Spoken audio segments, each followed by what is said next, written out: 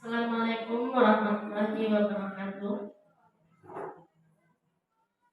Alhamdulillah rabbil alamin. Wassalatu wassalamu ala asyrofil anbiya'i wal mursalin wa ala alihi wa sahbihi wa sallam. Alhamdulillah, puji syukur kita ucapkan kepada Allah. Pada hari ini kita masih diberi nikmat kesehatan sehingga kita dapat hadir dalam ruangan pada hari ini. Salawat dan salam tidak lupa kita doakan kepada Allah, semoga disampaikan kepada junjungan kita Nabi besar Muhammad SAW. Yang sama-sama kita hormati Bapak Kepala PT SDN 12 Paninjauhan dan seterusnya pada rekan-rekan guru SDN 12 Paninjauhan dan yang telah hadir bersama kita yaitu perwakilan dari guru CGP Angkatan 8. Pada hari ini kita berkumpul di ruangan ini untuk dapat menyaksikan seminar diseminasi aksi nyata yang akan dipersembahkan oleh guru CGP kita. Tapi sebelumnya adalah sama-sama kita menyanyikan lagu Indonesia Raya. Hadirin silakan berdiri.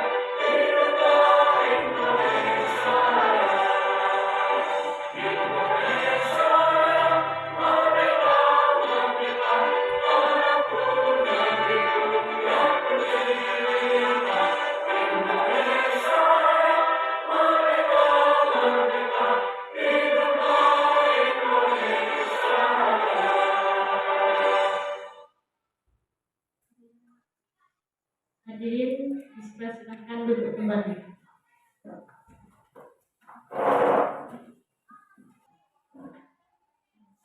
Baiklah Bapak Ibu, demi kelancaran acara kita hari ini bersama-sama kita baca basmalah. Baiklah, sudah waktunya kita untuk mendengarkan diseminasi aksi nyata program pendidikan guru penggerak tentang budaya positif yang akan disampaikan oleh guru CGP kita Ibu Desri Fitri Ilawan. Pada Bu Desri persilahkan. Assalamualaikum warahmatullahi wabarakatuh. Selamat siang Bapak Ibu guru semua.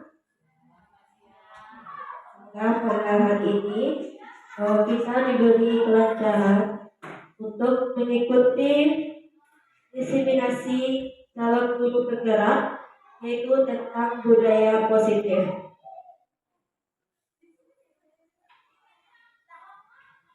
Nah Bapak Ibu semua, karena hari ini sudah menunjukkan tengah hari dan kita supaya bersemangat lagi untuk mengikuti, mohon dengan hati Bapak Ibu berdiri untuk kita speaking dulu sebelum masuk materi. Terima kasih. Nah, untuk menguji konsentrasi kita,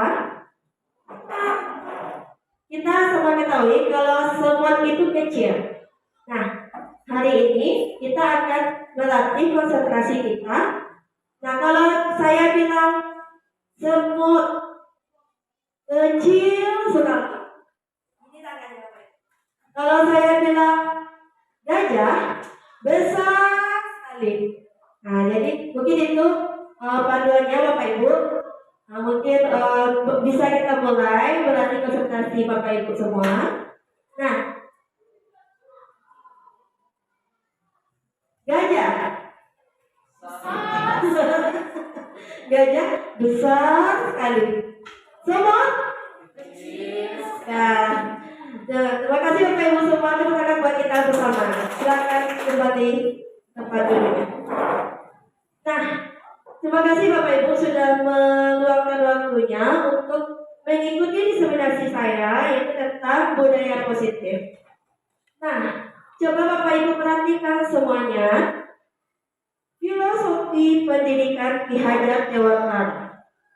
Di sana sama-sama kita ketahui sebelumnya bahwa ada 3 kalimat yang di dalam Ki Hajar Dewantara, yang mana yaitu pertama inkarso suktulodo, di depan memberi teladan. Nah, Bapak Ibu semua, kita adalah pendidik dan guru di sekolah, yang mana kita menjadi teladan bagi murid-murid kita semua, yaitu memberikan contoh yang baik, bicara yang baik, berpakaian, berpenampilan itu adalah jadi model bagi anak-anak kita semua. Kedua, imadia bangun karsa, di tengah membangkitkan semangat. Nah, anak Bapak Ibu semua, kita semua, baik kepala sekolah maupun tenaga administrasi, guru-guru, warga sekolah, apalagi pendidik, yaitu membangun semangat anak-anaknya di tengah anak-anaknya, membangkitkan semangat siswa kita. Ketiga, Uli Handayani, di belakang memberikan dorongan. Nah, Bapak Ibu, dalam kurikulum kita dituntut yaitu student center, yang mana kita sebagai guru hanyalah fasilitator yang memberikan fasilitas bagi anak-anak kita, mendampingi anak kita, dan memberikan dukungan. Mungkin Bapak Ibu sudah melaksanakannya. Yang ketiga ini, mungkin itu yang akan kita terapkan dan kita tingkatkan untuk di masa yang akan datang. Nah, di sini dijelaskan, guru memberikan tuntutan terhadap kodrat yang dimiliki anak agar mencapai keselamatan dan kebahagiaan yang setinggi-tingginya sebagai manusia maupun sebagai anggota masyarakat dengan cara yang merdeka. Nah, dari simpulan filosofi Ki Hajar Dewantara, yang mana kita sebagai guru menuntun anak di sini kita, yaitu tadi terkait yang 3 ini, yang mana untuk mencapai keselamatan anak itu sendiri. Dalam proses pembelajaran contohnya kita memberikan materi atau pembelajaran yang mana sesuai dengan kodrat anak. Yaitu saya pelajari di CGP itu kodrat anak itu ada 2, kodrat alam dan kodrat zaman. Jadi peserta didik kita itu tidak berasal dari kalangan yang satu kalangan ya Bapak Ibu. Ada yang dari keluarga kurang mampu, dari ekonomi yang berbeda, karakter yang berbeda, lingkungan. Makanya kita menyesuaikan materi, bahan ajar ataupun proses kita di sekolah yaitu berdasarkan kodrat alam tadi. Nah, kodrat zaman. Kodrat zaman itu menyesuaikan dengan perkembangan teknologi kita sekarang.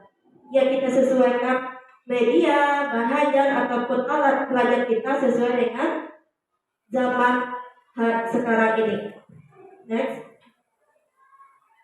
Budaya positif, yaitu tema kita pada hari ini adalah budaya positif di sekolah, yaitu nilai-nilai atau kebiasaan-kebiasaan di sekolah yang berpihak kepada peserta didik agar mereka dapat berkembang menjadi pribadi yang kritis, hormat, dan bertanggung jawab sesuai dengan profil pelajar Pancasila. Nah, Bapak Ibu, budaya positif yaitu perlu kita ciptakan di sekolah kita untuk membangun karakter anak kita yang lebih baik lagi sesuai dengan profil pelajar Pancasila. Lanjut. Nah, mengenai budaya positif, yaitu ada 7 konsep yang mana harus kita ketahui. Pertama itu perubahan paradigma belajar. Kedua, disiplin positif dan nilai kebajikan universal. Ketiga, teori motivasi, hukuman, penghargaan, dan restitusi. Keempat, kebutuhan dasar manusia. Kelima, keyakinan kelas. 6, posisi kontrol. 7, segitiga restitusi. Nah, mengenai pertama yang kita bahas yaitu perubahan paradigma, yaitu paradigma kita dalam belajar di sekolah, yang mana sama kita ketahui bahwa sekolah adalah tempat yang aman, nyaman, menyenangkan, mana yang semua aspek itu sehingga mencegah budaya positif di sekolah. Tujuannya adalah agar murid kita dapat berpikir kritis, mandiri, mampu bertindak, bertanggung jawab, dan mencipta. Nah, Bapak Ibu semua, mungkin hal ini sudah kita lakukan di sekolah kita. Mungkin mindset kita yang dahulu dengan sekarang itu mungkin itu yang akan kita bahas hari ini. Setuju atau tidak Bapak Ibu bahwa hukuman dapat mendisiplinkan anak? Adakah Bapak Ibu sini yang bersedia untuk mau berpendapat tentang poin nomor 1? Ada yang setuju atau ada yang tidak? Coba yang setuju silakan beliau acungkan tangannya, dan tidak setuju. Ada yang setuju angkat tangannya? Ada 2 orang. Kalau yang tidak setuju, jadi selebihnya. Nah, di sini Bapak Ibu, hukuman pada budaya positif, hukuman ini tidak ditiadakan. Nah, hukuman dapat mendisiplinkan anak ini adalah tidak setuju kita ya Bapak Ibu, karena dengan pemberian hukuman nanti ada dampak jangka pendek dan dampak jangka panjang bagi anak kita. Kedua, pemberian hukuman dengan hal positif seperti membaca atau membersihkan halaman sekolah dapat meningkatkan disiplin anak. Ya, kalau kita hukuman itu ya Bapak Ibu sifatnya itu pasangan, spontan. Misalkan anak kita telat, kamu telat, langsung bersihkan WC ya. Kamu telat, langsung baris di depan yang bendera 10 menit. Itu adalah aturan yang spontan, yaitu perintah yang spontan, makanya disebut hukuman. Namun kita akan berubah mindset kita, memang hukuman itu menjadi pengakuan atau melalui apresiasi. Mungkin nanti di materi selanjutnya akan lebih dibahas selanjutnya. Ketiga, memberikan penghargaan dapat meningkatkan motivasi anak belajar. Apakah Bapak setuju dengan memberikan penghargaan, motivasi anak itu akan meningkat? Setuju? Ya, motivasi belajar anak meningkat. Tapi nanti ada dampaknya. Anak itu akan niat dia untuk sekolah, niat dia untuk belajar hanya untuk mendapatkan penghargaan, bukan dari intrinsiknya. Nanti kita akan bahas lebih lanjut lagi. Bapak Ibu semua, cobalah Bapak Ibu semua, kita ada tangan kita sebelah kanan. Coba Bapak Ibu angkat di genggaman kita. Coba Bapak Ibu genggam tangan kita semua. Tulislah atau bayangkan di dalam genggam ini adalah hal yang berharga bagi kita. Adalah sesuatu yang berharga yang mana hanya kita sendiri bisa membukanya, tidak bisa orang lain yang memaksakan. Nah, letakkan di salah satu tangan harapan atau barang berharga Ibu dan Bapak Ibu tadi. Kemudian seandainya teman sebelah kita, boleh sebelah kita bisa mencoba, sebelah kita membuka tangan kita sekuat tenaga. Sebagai caranya memang kita membuka kepala tangan kita. Nah, yang si B, kita si A ya, si B itu membujuk kita agar membuka tangan kita. dengan menghadap, menghardik, merayu, apa saja yang dapat supaya tangan kita bisa terbuka. Nah, saya tanya kembali kepada Bapak Ibu, apakah sesuatu yang berharga tadi yang kita simpan, yang kita kepa dalam genggaman tangan kita, apakah mau Bapak Ibu membukanya, memberikannya kepada teman? Tidak. Berarti ada kontrol sesuatu yang berharga tadi, kita sendiri yang mampu mengontrolnya. Kembali kepada diri kita masing-masing, yaitu apapun tindakan yang kita kerjakan, kewajiban, tanggung jawab, itu kita sendiri yang mampu mengontrol diri kita. Begitu juga anak kita dan diri kita.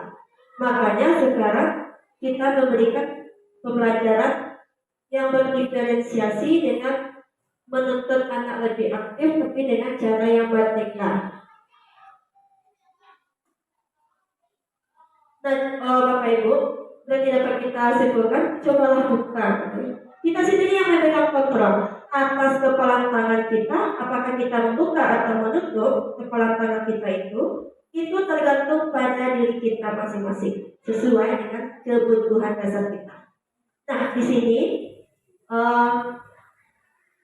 selama ini ya, perubahan paradigma kita itu menurut Dr. William Glasser dalam kontrol teori, yang mana berkembang dengan dinamakan choice story, meluruskan beberapa miskonsepsi tentang makna kontrol. Yaitu guru itu mampu mengontrol muridnya. Ya, selama ini memang kita sudah melaksanakan kalau kita ini guru, kita adalah penguasa yang mampu mengontrol anak semau kita, apa yang kita inginkan anak harus menuruti kita. Kedua, paradigma miskonsepsi yang kedua itu bahwa kritik akan membuat orang merasa bersalah, dapat karena kritik dapat karakter peserta didik. Ketiga, bahwa semua penguatan positif, efektif dan bermanfaat. Keempat, bahwa orang dewasa memiliki hak untuk memaksa. Jadi di sini Bapak Ibu, kita sebagai guru, mungkin orang lebih dewasa dari murid kita, itu kita merasa berkuasa. Maka kamu harus ya, kamu taati, patuhi apa kata ibu sini. Kalau tidak, karena itu jatuh lagi kepada hukuman. Nah, Bapak Ibu semua, jadi siapa sebenarnya yang memiliki kontrol? Apakah orang lain mengontrol diri kita atau diri kita sendiri? Diri, ya, diri kita sendiri. Ya. Kedua, disiplin positif dan nilai-nilai kebajikan universal. Nah, Bapak Ibu, tadi kita sudah membahas bagaimana kontrol, yang kita sendiri yang mengontrol diri kita. Kenapa kita mampu mengontrol diri? Ya, dengan adanya nilai-nilai kebajikan yang ada di dalam diri kita. Ya, kita ketahui dulu apa itu disiplin. Disiplin berasal dari kata disiplin yang artinya belajar. Makna asal dari kata ini berkonotasi dengan disiplin diri dari murid-murid. Disiplin dari membuat orang menggali potensinya menuju sebuah tujuan apa yang dia hargai. Namun dalam budaya kita, makna kata disiplin telah berubah menjadi sesuatu yang dilakukan seseorang pada orang lain untuk mendapatkan kepatuhan. Kecenderungan umum adalah menghubungkan kata disiplin dengan hukuman, ketidaknyamanan, bukan dengan adanya kita hargai atau mencapai suatu tujuan mulia. Nah, Bapak Ibu, menurut kata-kata disiplin tadi, dengan kontrol diri tadi, terlihat sudah bahwasanya kita tidak bisa mengontrol murid, tapi murid kita berikan keyakinan dia untuk menghargai diri sendiri. Memaknai diri sendiri dengan menghargai diri sendiri, maksudnya jadi menginternalisasikan murid kita untuk bertanggung jawab, untuk melakukan nilai-nilai kebajikan. Yang mana nilai-nilai kebajikan itu nilai kebaikan yang mana contohnya bertanggung jawab, disiplin, jujur, patuh, sopan, menghargai orang lain. Itu adalah nilai-nilai kebajikan. Yang mana jika kita terapkan, kita internalisasikan kepada murid kita, pasti anak murid kita itu mampu mengontrol dirinya untuk tidak berbuat yang apa yang dilarang, apa yang tidak boleh dibolehkan. Contohnya di sini terlihat bahwa dengan adanya disiplin orang akan patuh, anak akan patuh. Maka disiplin seperti memberikan hukuman itu tidak akan membuat anak kita patuh. Nah, contohnya kita sendiri, kita datang ke sekolah, datang dan mengajar anak-anak kita, itu adalah apa? Nawaitu kita, niat kita yang mau menjadi pendidik secara nawaitu ikhlas untuk melayani murid-murid kita. Bukan karena saya mau datang cepat, ya seperti Bu Yati, alhamdulillah sudah beberapa hari ini datang lebih awal dari kita apresiasi itu. Nah, bukan kasih penghargaan Bapak Ibu. Kenapa? Jangan nanti ya dikasih penghargaan, jadi dia datang ke sekolah hanya saya mau dapat piala nih, saya mau dapat reward, saya mau dapat pujian dari Ibu biar senang. Jadi itu adalah jangka pendek Bapak Ibu. Itu yang dimaksudkan tadi hukuman dan penghargaan ini jangka pendek dan jangka panjang. Yang mana semua murid itu beranggapan, saya mau buat PR, besok kalau tidak Ibu akan menghukum saya. Itu adalah paradigma yang salah selama ini. Maka kita terapkan itu, yaitu nilai-nilai kebajikan tadi dalam diri kita untuk mengontrol diri kita untuk menjadi lebih baik lagi. Ya, seperti Bu Deni itu sepertinya itu nilai intrinsik bagi dia, dari diri dia, bukan ada paksaan, suruhan atau apapun yang mempengaruhinya. Disiplin positif, ya, Anda tidak bisa mengontrol orang lain. Kita tidak mampu mengontrol orang lain, hanya kita bisa mengontrol diri kita. Yaitu pada disiplin di sini, belajar kontrol diri dengan menggali potensi kita. Yaitu potensi yang ada di diri kita. Apa yang kita tunjukkan? Lihatlah kebaikan kita kepada murid kita. Begitupun murid kita.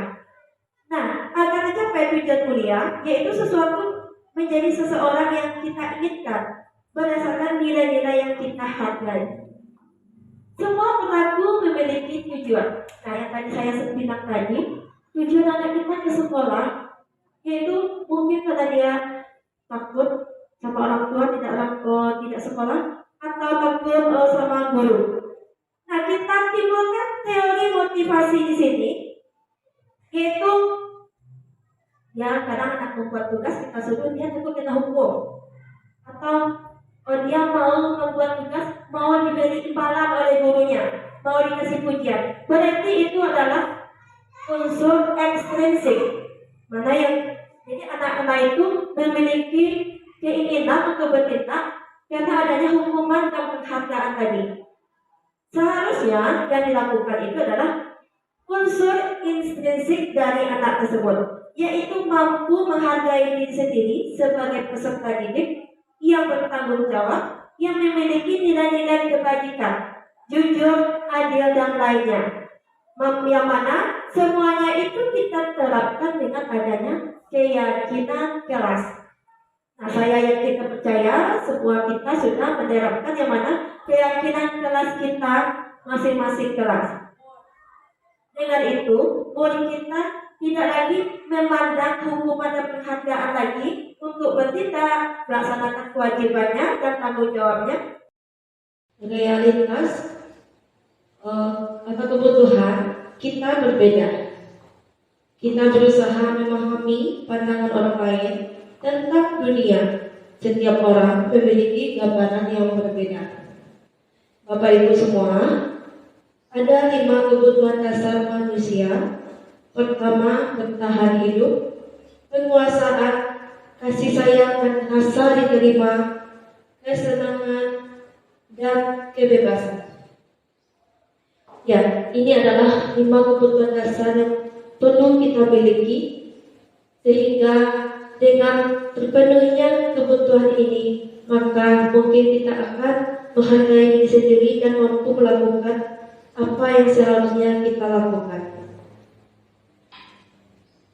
Selanjutnya, nilai-nilai kebajikan universal, yaitu sifat-sifat positif manusia yang merupakan tujuan mulia yang ingin dicapai setiap individu.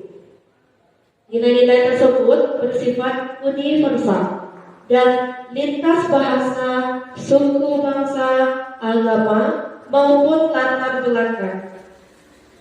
Yang mana nilai-nilai yang tadi telah saya jelaskan tadi, yang mana yaitu adanya nilai sikap perilaku yang memiliki suatu tujuan.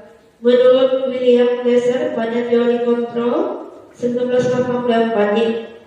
Kemudian dengan menaikkan nilai-nilai kebajikan yang diyakini seseorang, maka motivasi intrinsiknya akan terbangun. Teori motivasi, hukuman, dan penghargaan restitusi. Ya, teori motivasi itu ada dua, yang mana itu eksternal dan internal. Yang mana anak melakukan sesuatu dengan pengaruh luarnya. Contohnya dengan mengharapkan penghargaan dan takut dihukum. Sedangkan motivasi internal, yang mana anak-anak itu sendiri menghargai dirinya untuk meyakini nilai-nilai kebajikan yang ada pada dirinya, sehingga dia bertanggung jawab. Nah, dari dua ini adalah motivasi internal yang seharusnya diperbuat anak.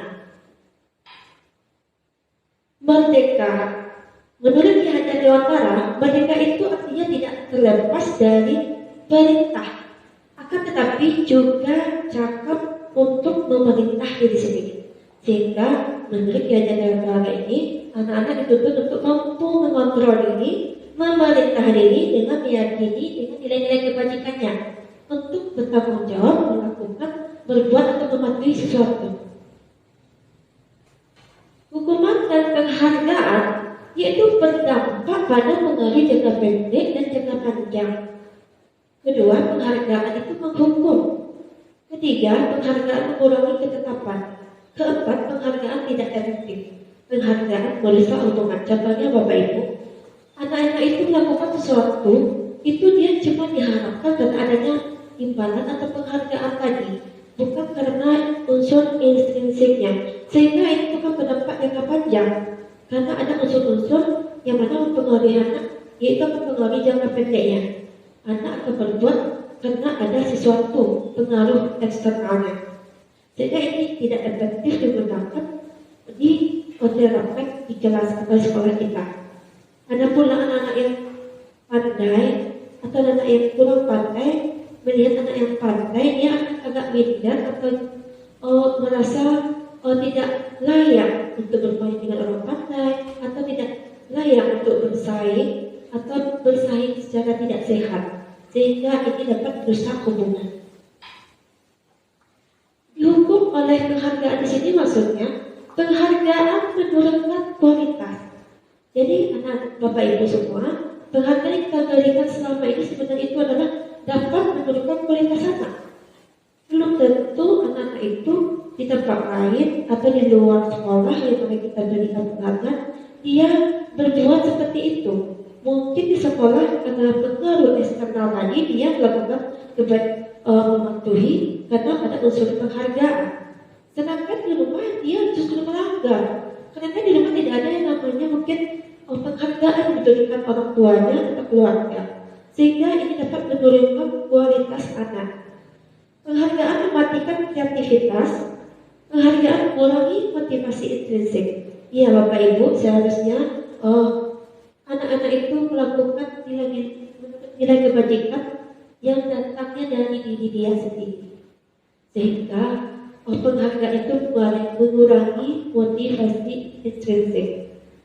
Dan penghargaan mematikan kreativitas anak, yaitu untuk bersaing, untuk berpikir. Karena kita tahu ya Bapak Ibu semua, anak-anak kita ini memiliki perbedaan kemampuan dan kebutuhan yang berbeda-beda, sehingga mungkin dengan adanya penghargaan harus diberikan kepada penghargaan diberikan kepada anak juara 1, 2, dan 3 itu sehingga cuma anak-anak yang juara 1, 2, 3 aja mendapat penghargaan, yaitu bagian intelektual atau akademik. Sedangkan anak-anak yang mampu di bidang non-intelektual, dia tidak diberi penghargaan, sehingga ini dapat menurunkan kreativitas anak. Bapak Ibu semua, seharusnya penghargaan dan hukuman itu ditiadakan, kita ubah menjadi program kebajikan yang namanya apresiasi. Nah, bentuk apresiasi di sini pertama beri pengakuan secara khusus, secara pribadi, ke seluruh murid secara bergantian, dan dilakukan secara konsisten dan pada proses. Nah, Bapak Ibu, kita harus memberikan yang namanya pengakuan kepada semua anak kita. Kita ketahui anak kita memiliki keterampilan berbeda, kreativitas yang berbeda, kemampuan, kebutuhan belajar, sehingga kita memperlakukannya secara khusus atau pribadi. Karena pengakuan atau apresiasi setiap anak itu akan berbeda juga berdasarkan nilai-nilai kebajikan yang ada pada dirinya. Jadi, Bapak Ibu, semua anak itu berhak mendapat pengakuan. Tapi itu semua dilakukan secara konsisten. Nah, Bapak Ibu, contoh yang bergantian di sini bisa jadi kita melakukan piala bergilir. Misalnya anak-anak yang tidak pernah datang terlambat di kelas. Bulan hari ini misalnya bulan Juni ada anak yang tidak pernah libur atau tidak pernah terlambat, kita kasih trofi. Nanti bulan berikutnya beda lagi anaknya, sehingga anak-anak itu dapat mendapatkan pengakuan secara bergantian. Contoh pengakuan di sini mungkin sudah pernah kita lakukan, seperti memberikan perhatian atau memuji anak dengan kata-kata seperti ini ya Bapak Ibu ya. Kemarin saya perhatikan rasa empatimu besar sekali pada saat menolong murid baru di kelas kita. Kedua, saya menghargai kepedulianmu pada saat kamu membantu teman-temanmu di tugas kelompok. Ketiga, terima kasih untuk rasa tanggung jawabmu pada saat kamu memungut kertas-kertas yang berserakan di lantai. Nah, sama kita ketahui contoh-contoh ini adalah anak-anak kita berikan apresiasi dengan pengakuan nilai kebajikan yang telah dia lakukan terhadap situasi apa yang mereka perbuat. Nah, itu adalah contoh pengakuan atau apresiasi kita, yang mana setiap anak berhak mendapatkannya. Ya, sama kita ketahui, konsekuensi berbeda sekali dengan hukuman dan penghargaan, yang mana konsekuensi itu sesuatu yang harus terjadi sesuai kesepakatan sebelumnya, karena melanggar nilai-nilai kebajikan tertentu. Bapak Ibu semua, kita ambil salah satu contoh ya Bapak Ibu ya. Mencatat 100 kali dalam buku kalimat, saya tidak akan terlambat lagi. Ini termasuk hukuman atau konsekuensi Bapak Ibu? Ya, hukuman itu adalah sifatnya memaksa ya Bapak Ibu, yaitu spontan, keras, memaksa, dan anak mau tak mau menuruti dengan ketidaknyamanan tadi, sehingga terjadilah hukuman. Karena hukuman ini tidak ada yang namanya dalam peraturan, sehingga hal ini disebut hukuman. Berbeda dengan konsekuensi yang mana ada dalam kesepakatan bersama. Ya Bapak Ibu, contohnya tadi mengelilingi lapangan basket 2 kali karena terlambat hadir di sekolah.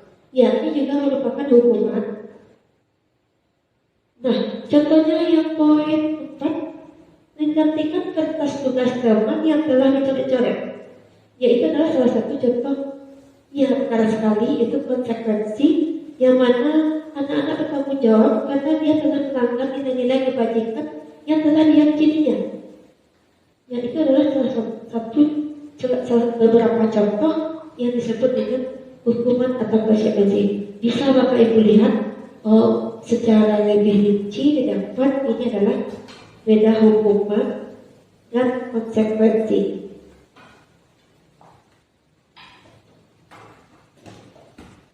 Ya Bapak Ibu, hukuman dan konsekuensi itu adalah harus terjadi sesuatu yang menyakitkan. Nah, sedangkan konsekuensi itu sesuatu harus terjadi. Hukuman membuat anak mentalnya dan perasaannya mungkin terasa sakit atau terasa iba, itu dalam jangka waktu yang lama.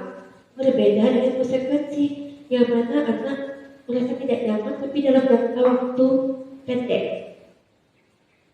Hukuman anak membenci kedisiplinan, sedangkan konsekuensi anak menjadi menghargai lagi kedisiplinan tersebut. Paksaan, ya, hukuman sifatnya memaksa, sedangkan konsekuensi adanya stimulus dan tanggapan. Hukuman mendorong anak menyakiti diri sendiri, sedangkan konsekuensi mendorong anak agar mudah menyesuaikan diri. Hukuman adalah konsep diri yang buruk, sedangkan konsekuensi konsep diri yang baik. Berbeda dengan hukuman, anak dengan konsekuensi, ya, anak belajar untuk menyembunyikan kesalahan. Konsekuensi, anak belajar untuk mematuhi peraturan. Ya, sehingga sifat yang timbulkan dengan hukuman tadi, anak menjadi lebih marah, merasa bersalah, dipermalukan, dan merasa tidak nyaman atau tidak dihargai. Sedangkan konsekuensi, kehilangan hak, dibuat tidak nyaman, tapi itu dalam waktu yang sementara. Ya, untuk mengontrol anak tadi, dia sendiri yang bisa mengontrol dengan keyakinan dia menghargai diri sendiri dalam meyakini nilai-nilai kebajikan yang ada pada dirinya. Nah, jika anak melanggar atau anak keluar dari zona, tidak sepakat atau keluar dari jalur yang tidak mematuhi keyakinan tadi, maka adanya restitusi. Apa itu restitusi? Yaitu proses menciptakan kondisi bagi murid untuk memperbaiki kesalahan mereka, sehingga mereka bisa kembali kepada kelompok mereka dengan kata yang lebih kuat. Nah, itu maksudnya sini Bapak Ibu, sehingga mencari solusi untuk masalah mereka dan membantu berpikir apa yang ingin mereka capai, apa tujuan mulianya, dan bagaimana mereka harus memperlakukan orang lain menurut Western 2004.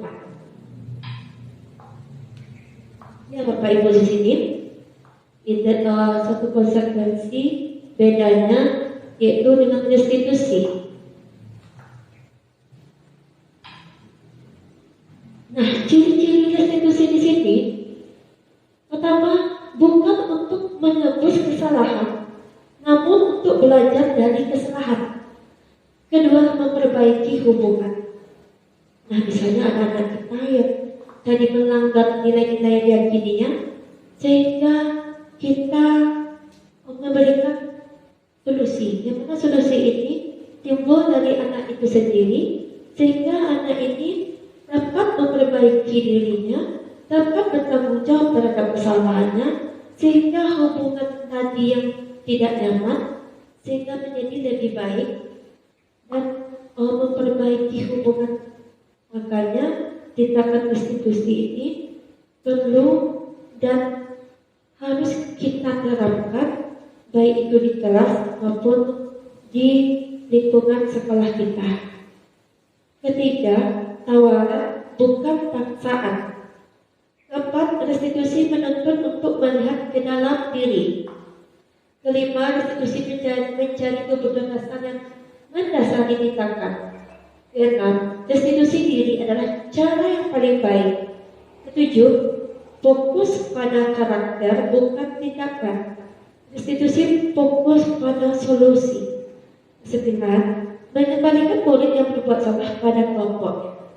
Ya, jadi Bapak Ibu semua, ini adalah cara anak-anak menebus kesalahannya dengan dia mampu mencari solusi dan mampu bertanggung jawab akan tindakannya tadi.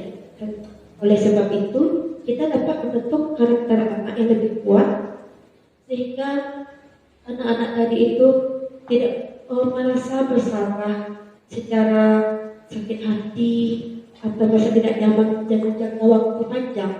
Sehingga dengan adanya diterapkan restitusi ini, anak-anak tidak ada rasa dendam, tidak ada rasa paksaan untuk berubah dirinya. Keyakinan kelas, Bapak Ibu semua, Saya yakin Bapak Ibu mungkin sudah ada yang tahu apa itu keyakinan kelas. Mungkin ada beberapa kita yang telah mendapatkan di kelas kita masing-masing. Yaitu apa itu keyakinan kelas? Yaitu nilai kebajikan universal yang disepakati secara tersirat dan tersurat, lepas dari latar belakang suku, negara, bahasa maupun agama. Seseorang akan lebih bergerak dan semangat untuk menjalankan keyakinannya daripada hanya sekedar mengikuti serangkaian peraturan tertulis tanpa makna. Jadi ini termasuk bersemangat menjalankan keyakinan atau nilai-nilai kebajikan universal.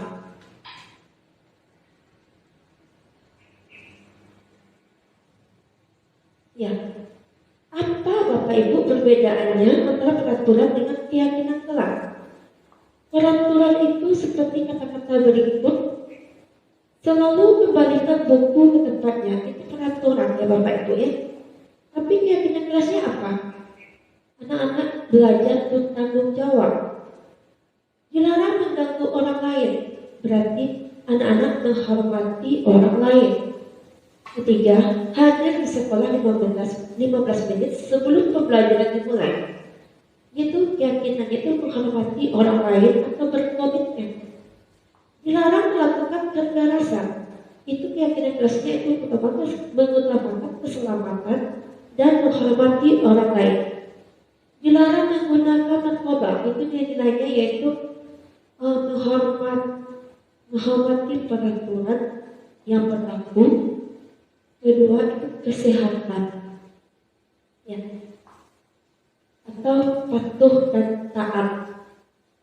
Mereka diam atau menunggu giliran, itu menghormati orang lain dan membentuk jiwa yang bersabar. Gunakan masker, itu berhubungan dengan keselamatan atau kesehatan, atau menghargai diri sendiri. Jangan berlari di kelas atau koridor. Itu adalah keselamatan dan nilai-nilai keamanan. Pembentukan keyakinan kelas yaitu sifatnya abstrak daripada peraturan yang lebih rinci dan konkret, yang mana keyakinan kelas berupa pernyataan yang universal. Pernyataan keyakinan kelas senantiasa dibuat dalam bentuk positif, hendaknya tidak terlalu banyak sehingga mudah diingat dan dipahami. Serta warga kelas sebaiknya ikut berkontribusi dalam membuat kegiatan kelas lewat curah pendapat, bersedia meninjau kembali keyakinan kelas dari waktu ke waktu. Nah, Bapak Ibu semua, ini pengalaman penerapan keyakinan kelas saya di UPT SDN 12 Paninjauan. Pengalaman saya itu pada tanggal nggak salah ya Bapak Ibu, hari kedua, tanggal 11 Juni, yang mana kebetulan di sini saya memberikan pengarahan ini setelah pembentukan kelas Bapak Ibu ya, yang mana saya membuat yang namanya keyakinan kelas. Ini saya membuat videonya. Kebetulan video saya itu karena saya memakai video kamera depan, sehingga saya melihat itu terbalik videonya Bapak Ibu, sehingga saya tidak bisa memutarnya. Nanti kalau saya putar itu kepala saya menjadi turun. Nah, ini saya screenshot Bapak Ibu, kemudian dari video, kemudian dari video itu tergambar kalau saya itu memberikan pengarahan secara langsung dan minta curah pendapat murid, minta pendapat masing-masing murid tentang nilai-nilai kebajikan yang akan kita yakini, sehingga muncullah dari murid satu persatu saya tulis di depan. Kemudian nanti setelah kita tanya masing-masing, kita ungkapkan bersama-sama dan kita sepakati nilai-nilai yang akan kita terapkan dengan bahasa yang saya sempurnakan. Ya, kita tahu ya bahasa-bahasa murid kita itu belum masih sederhana, namun saya sempurnakan dengan kata-kata yang lebih sempurna atau lebih baik lagi. Nah, di sini terlihat murid itu memperhatikan nilai-nilai yang saya tulis sambil berbicara ya Bapak Ibu ya. Nah, ini contohnya Bapak Ibu keyakinan kelas yang saya buat, atau bisa Bapak Ibu lihat di belakang. Ini belum masih coret-coret curah pendapat. Namun keyakinan kelas itu sendiri sudah saya print dengan gambar yang menarik kemudian dengan warna yang mencolok, dan ditempel di belakang. Itu ada di belakangnya Bapak Ibu ya. Sudah saya tempel di sana, yang mana itu merupakan keyakinan kelas untuk kelas 5. Ya ini Bapak Ibu ya, sudah saya kasih gambarnya. Jadi tepat waktu. Ini ada jadwal pelajaran juga. Nah ini adalah patut kita ajak poster ini agar anak-anak kita tidak lupa atau ingat apa dia sudah pernah sepakat dengan kita, sehingga anak-anak itu lebih patuh, lebih memahami, meyakini ini benar-benar diterapkan di kelas kita. Dengan ibu memang di titik kelas. Ya Bapak Ibu mungkin yang belum mungkin bisa melaksanakannya. Iya belum terdapat ya Bapak Ibu ya. Kita bisa melaksanakannya di kelas kita masing-masing. Oh iya Ibu Yuni dan Ibu yang lainnya mungkin sudah melakukannya.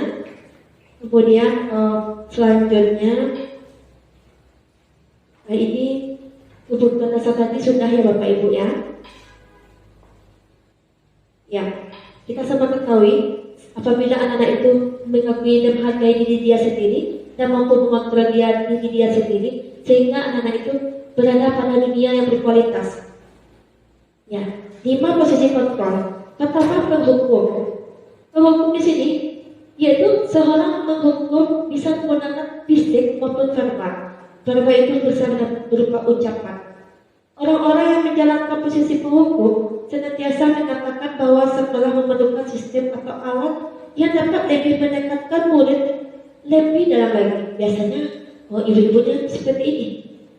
Patuhi aturan saya, atau awas, kamu selalu saja salah. Pasti selalu yang terakhir selesai. Untuk kata-kata yang sering kita dengar. Kedua, membuat rasa bersalah.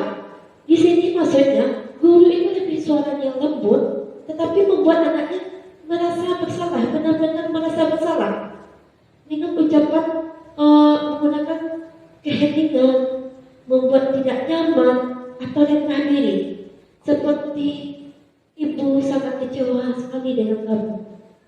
Berapa kali Bapak harus memberitahu kamu ya? Gimana coba kalau orang tua kamu tahu kamu berbuat seperti ini? Itu kata-kata yang sebenarnya lembut, tapi itu menyakitkan atau membuat anak tidak nyaman, merasa bersalah terhadap apa yang dia perbuat. Posisi ini memiliki penilaian diri yang buruk tentang diri mereka, sehingga murid merasa tidak berharga dan tidak mengecewakan orang-orang lain. Kedua, posisi teman. Di sini guru pada posisi ini tidak akan menyakiti murid, namun akan tetap berupaya mengontrol murid melalui persuasi atau ajakan. Yang mana guru ini menganggap anak itu temannya dengan bahasa-bahasa yang seperti teman ya Bapak Ibu. Contohnya, ayo bantulah demi Bapak ya. Ayo ingat tidak bantuan Ibu selama ini. Ya sudah, kali ini tidak apa-apa, nanti Ibu bantu bereskan. Jadi bahasa-bahasa ini membuat anak merasa kita nyaman, merasa nyaman dengan gurunya. Yang harus dilatihnya apa Bapak Ibu? Teman itu bila suatu saat guru tidak membantu mereka, dia akan merasa kecewa dan berkata, saya pikir guru itu teman saya. Jadi dia mungkin suatu saat kita tidak, misalnya tidak ngeh atau tidak lupa atau terlewati anak kita, sehingga kita tidak membantunya, sehingga anak berpikir seperti itu. Atau pergantian jadwal, seharusnya anak itu patuh kepada semua guru, namun karena adanya penerapan posisi kontrol dari salah satu guru, jadi anak-anak pun menganggap teman hanya kepada beberapa guru yang menganggap dia teman aja. Kepada guru lain mungkin belum tentu Bapak Ibu.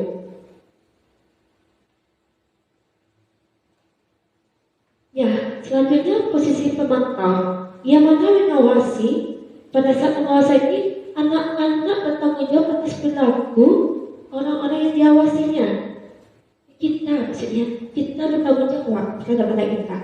Dan anak-anak itu kita awasi dengan apa yang dia lakukan, guru itu berpedoman kepada peraturan atau apa yang seharusnya konsekuensi aturan yang telah dilanggar. Ya, Bapak Ibu semua, contohnya peraturannya apa, apa yang telah kamu lakukan, sanksi atau konsekuensi apa, sehingga pemantau sangat mengandalkan perhitungan catatan data yang dapat digunakan sebagai bukti atas perilaku anak tersebut. Posisi ini akan menggunakan stiker, slip catatan, daftar cek atau buku pemantau. Posisi monitor sendiri berawal dari teori stimulus respon yang menunjukkan tanggung jawab guru dalam mengontrol muridnya. Terakhir yaitu manajer, yang mana posisi ini adalah posisi yang paling baik buat guru sama muridnya, mempersilahkan murid bertanggung jawab atas perilakunya, mendukung murid akan menemukan solusi atas permasalahannya itu, sehingga manajer telah memiliki keterampilan di posisi teman maupun pemantau, dan dengan demikian bisa jadi dua waktu yang terlukan. Namun bila tidak menginginkan murid-murid kita menjadi manusia yang merdeka, mandiri dan tanggung jawab, maka kita perlu mengacu kepada restitusi yang dapat menjadikan murid kita sebagai manajer bagi dirinya. Di manajer, murid diajak untuk menganalisis kebutuhan dirinya maupun kebutuhan orang lain. Di sini penekanan bukan pada kemampuan membuat konsekuensi, namun pada kolaborasi dengan murid bagaimana memperbaiki kesalahan yang ada, sehingga manajer akan berkata, apa yang kita yakini itu kembali kepada keyakinan kelas yang kita buat. Apakah kamu yakininya? Jika kamu meyakininya, apa kamu bersedia memperbaikinya? Jika kamu memperbaiki ini, hal ini menunjukkan apa tentang dirimu? Apa rencana kamu untuk memperbaiki hal ini? Nah, tugas manajer di sini Bapak Ibu bukan untuk mengatur perilaku seseorang. Kita membimbing murid untuk dapat mengatur dirinya, yaitu seorang manajer bukannya memisahkan murid dari kelompoknya, tapi mengembalikan murid tersebut ke kelompoknya dengan lebih baik dan kuat. Ya Bapak Ibu, selanjutnya yaitu segitiga restitusi, yaitu proses menciptakan kondisi bagi murid untuk memperbaiki kesalahan mereka sehingga mereka bisa kembali kepada kelompok mereka dengan gerakan yang lebih kuat. Melalui restitusi, guru dapat membantu murid memiliki tujuan disiplin positif serta memulihkan dirinya untuk setelah berbuat salah. Membantu murid untuk jujur, kemudian memberikan penawaran bukan paksaan. Nah, di sini terlihat ada segitiga restitusi di lapangan dengan segitiga yang mana adanya validasi kebutuhan, menstabilkan identitas. Pertama itu menstabilkan identitas, kedua validasi kebutuhan, ketiga menanyakan keyakinan. Ya, menstabilkan identitas, guru akan mengatakan bahwa berbuat salah itu adalah hal wajar, manusiawi. Semua manusia pasti akan membuat salah. Yaitu Bapak Ibu kita bedakan seperti itu. Kedua, validasi tindakan yang salah. Nah, Bapak Ibu semua, kita sama ketahui, kamu bisa saja melakukan hal buruk, tapi kamu tidak melakukannya, bukan? Dan kamu pasti punya alasan mengapa berbuat hal itu. Apa yang penting bagi kamu? Jadi kita menanyakan alasannya Bapak Ibu. Kenapa dia berbuat kesalahan tersebut? Selanjutnya menanyakan keyakinan. Setelah dia mengetahui, menjelaskan alasannya, dan kita menanyakan keyakinan yang ada pada dirinya. Apakah yang kita percaya di kelas? Nilai apa yang kita sepakati? Dan nanti anak akan menjawab seperti apa terhadap kesepakatan kelasnya. Nah, kita bertanya, apa yang kamu rasakan ketika melakukan itu?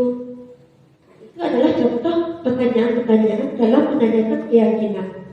Nah, Bapak Ibu semua, maaf terlalu lama ya Bapak Ibu ya. Ya, Terakhir ini adalah contoh praktek segitiga restitusi saya pada UPT SDN 12 Peninggalan. Bisa Bapak Ibu lihat sendiri ya Bapak Ibu ya. Sebentar. Ya Bapak Ibu semua, ini adalah salah satu tindakan restitusi saya atau segitiga restitusi yang mana kebetulan anak kita terlambat datang ke sekolah, sehingga saya menerapkan segitiga restitusi secara posisi kontrol manajer. Silakan Bapak Ibu semua lihat atau diamati.